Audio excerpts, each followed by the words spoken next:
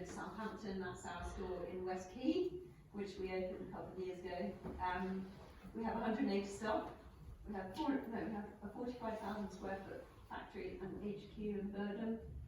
We only have 7 of our own stores, and our much bigger business is selling into most of the supermarkets, and we also very proudly sell into about 2,000 independent retailers across the country, so delis and farm shops.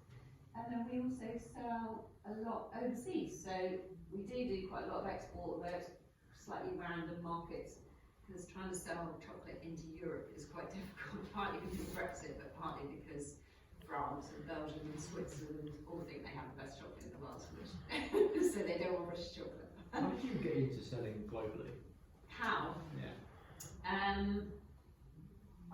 I used to do quite a lot of work with, it was called UKTI, which is a government department, I think. What's it called now? DEI? It was called UK Trade and Investment. That's it. Yeah. It's now called the Department of Enterprise and Investment or something, but there is a government department that focuses, and that's all they do is their international development is working out how to sell British products overseas. And to be fair to them, although it's a government department, they do put on quite a lot of courses about, how to get into export, how to deal with, how to target various markets. But it is really difficult because for food, you have to put different labelling on your products almost for every single different region or country.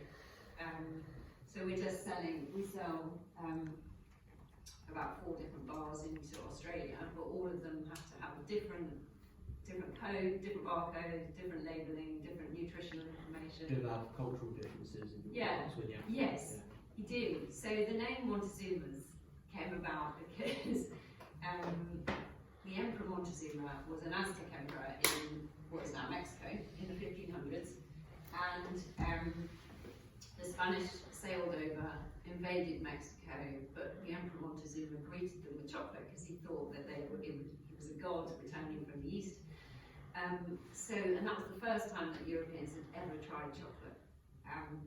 The Spanish took cocoa back to Spain, and that was how chocolate got into Europe. The poor Emperor Montezuma then was stoned to death by the Aztecs, his own people, because he'd made this grave mistake in welcoming the Europeans into Mexico, basically. So there's a massive historical connection with the name Montezuma, and that's why we used it. But in America, Montezuma's revenge means it's like another term. I don't know if any of you heard of the term Montezuma's revenge? Yeah. It's like a stomach upset. Yeah, exactly. So it's like a stomach upset, like a traveller's, sort of tummy. And so in America, the name Montezuma's chocolate doesn't always translate very well. We can't change it. I'm not going to. But we have had people say to us, why would you call a chocolate company Montezuma? It's like, yeah, fair point, but this is why. It actually relates to the same kind of historical connection. So yeah, you do have to be careful with export, and sometimes it just won't work. But, Britain is a relatively small island, and we're reaching the point where we're in all the big customers. So we've just launched into Costa Coffee, for example, with a couple of the mini bars, which is brilliant business. It might be worth, I don't know, £10,000 a week or something. But we could persuade them to take another bar and another bar. But effectively, there are only kind of 2 or 3 or 4 coffee chains like that, and they won't all take.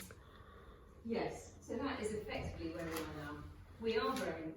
We're still growing really nicely. We've got a lovely new contract in Waitrose where they've basically taken a full day of Montezuma's products, but only in 28 stores. So we're trying to persuade them that they need it in all of their 100 odd stores, but that takes time. So there is a limited market in the UK, and we will reach that ceiling at some point. So we have to kind of push it internationally, and then literally the world is your oyster. How much is your annual revenue? It's about 10 million at the moment. So and what is galling is that when we sold our majority share, it was about 10 million.